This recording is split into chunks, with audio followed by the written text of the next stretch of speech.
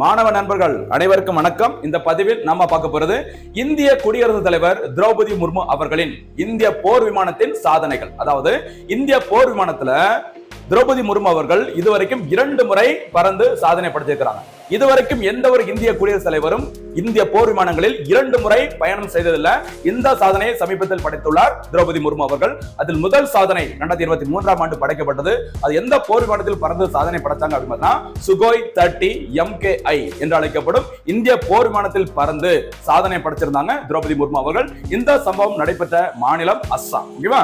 அதே மாதிரி சமீபத்தில் ஓகேவா இந்தியாவில் அதிநவீன போர் விமானமான இந்த ரஃபேல் போர் விமானத்தில் பறந்து சாதனை படைத்திருக்கிறாங்க திரௌபதி முர்மு அவர்கள். இந்த சாதனை படைக்கப்பட்ட இடம் ஹரியானா மாநிலம் அம்பாலா விமானப்படை தளம். இங்கிருந்து இந்த சாதனை படைத்திருக்கிறாங்க.